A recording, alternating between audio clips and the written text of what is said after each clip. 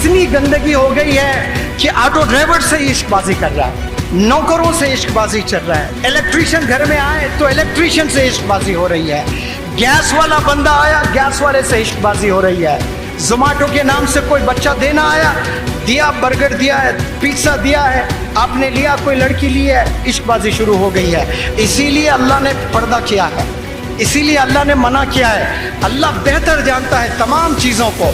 क्यों अल्लाह ने नामहरम से दूर रखा है? ये इसलिए रखा है क्योंकि हर इंसान पर शैतान सवार है।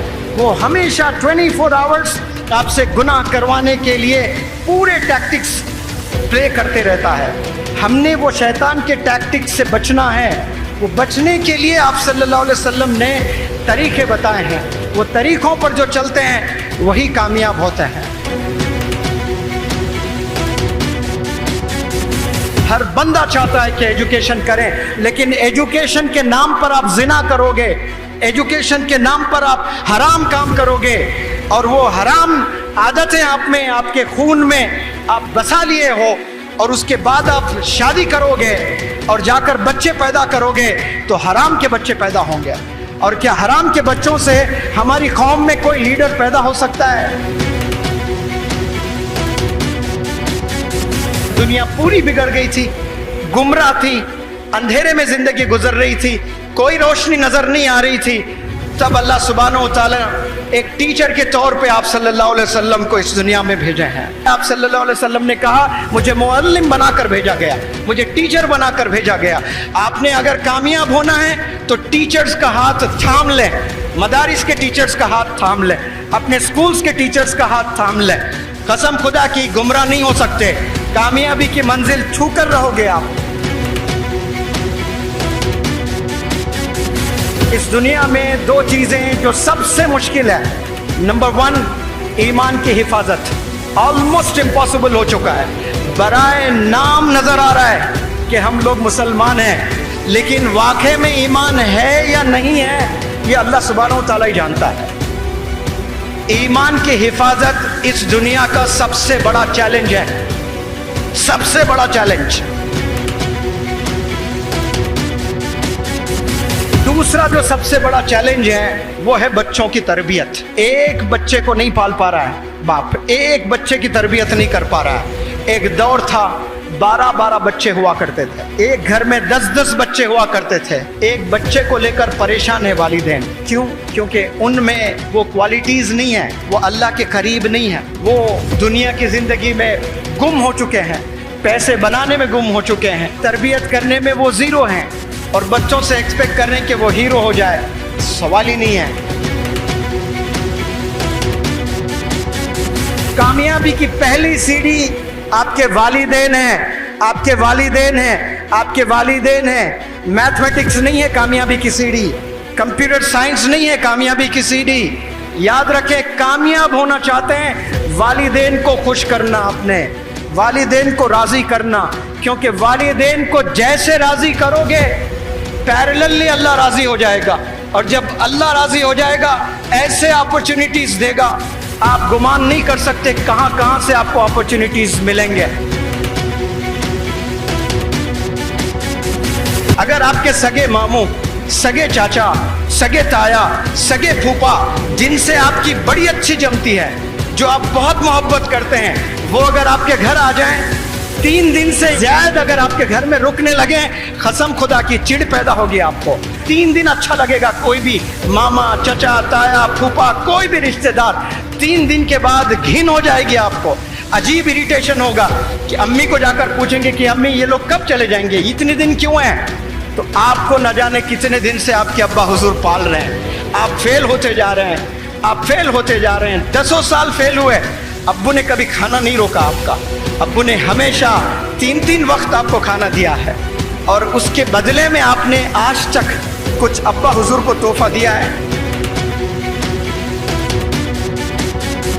बढ़ते दिन के साथ हर नौजवान के ख्वाहिशात बढ़ रहे हैं। मैं गरीब हूँ, मेरे अब्बू के पास इतने पैसे नहीं है, मुझे ये फ़ोन नहीं चाहिए, I do not deserve this phone. ये ख्याल कभी नहीं आ रहा है कोई गरीब बच्चे को भी।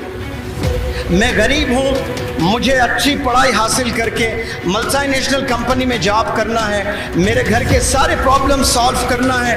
کروڑوں میں کوئی ایک نوجوان کو یہ خیال آتا ہے, میں غریب ہوں, میں سلم میں ہوں, لیکن مجھے آئی فون ضرور چاہیے, مجھے بائک ضرور چاہیے, مجھے جینز ضرور چاہیے, مجھے فلانا ٹی شرٹ ضرور چاہیے. یہ خواہشات سب کے ہیں اور کوئی برے نہیں ہیں. You have absolute right to buy an iPhone. You have absolute right to buy the bike of your choice. والد کے پیسوں سے نہ خریدیں, آپ اپنے خود کے پیسوں سے خریدیں, تب پتہ چلے گا کہ ایک ایک روپیہ کمانا کتنا مشکل ہوتا ہے. آج شہر جائیں, حیدرآباد, بنگلور, ممبئی, ایسے بڑے بڑے شہر جائیں آپ کو ایسے بھی ینگسٹرز ملیں گے جو گریجویٹس ہیں, جو انجینئرنگ کیے ہیں, جو پوسٹ گریجویٹس ہیں, جو MBA کیے ہیں. یہ کرنے کے بعد نہ جانے کتنے ینگسٹرز آج سویگی میں کام کر رہے ہیں, آج زومیٹو میں کام کر رہے ہیں, آج اوبر اولا گاڑی چلا رہے ہیں. اس کے لیے کیا مسلمان قوم پیدا ہوئی ہے کہ ہم لوگ سویگی گھر گھر جا کر کھانا ڈالیں؟ کوئی حرام کام نہیں ہے, بالکل حلال ہے. لیکن اگر آپ نے سویگی میں ہی آپ نے کھانا ڈالنا تھا, اس کے لیے ماسٹرز ان بزنس ایڈمنسٹریشن کی کیا ضرورت, اس کے لیے بی ٹیک کی کیا ضرورت, اس کے لیے ایم ٹیک کی کیا ضرورت؟ بڑی بڑی پڑھائی آپ نے پڑھ لی ہے لیکن کہیں جاب نہیں مل رہی. کیوں؟ کیونکہ علم نہیں ہے, آپ کے پاس میں نالج نہیں ہے. یہ جو دوسرا ہاتھ ہے, اس میں اسکول کا بیگ آپ نے پکڑنا ہے, اس میں کتابیں ہونا چاہیے, اس میں قرآن ہونی چاہیے, اس میں ماڈرن ایجوکیشن کے بکس ہیں وہ ہونے چاہیے, اس بیگ میں کمپیوٹر ہونا چاہیے, لیپ ٹاپ ہونا چاہیے. قسم خدا کی ایسا اگر کرنے لگے نوجوان, مسلمان قوم کے نوجوان بچوں, ایک ہاتھ میں ٹیچر کا ہاتھ تھام لیں اور ایک ہاتھ میں آپ کے ماڈرن ایجوکیشن قرآن مجید آپ تھام لیں, 1000 مولانا ابوالکلام آزاد پیدا ہوں گے انشاءاللہ, 1000 ڈاکٹر APJ کلام پیدا ہوں گے انشاءاللہ. میں ابھی عقل کنواں میں, میرا وقت بہت زیادہ گزر رہا ہے.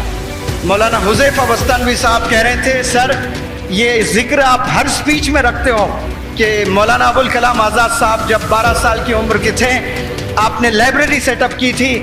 تو سر میں نے بھی جب 12 سال کی عمر تھی انڈیا کی پوری ہسٹری پڑھ لی تھی میں نے.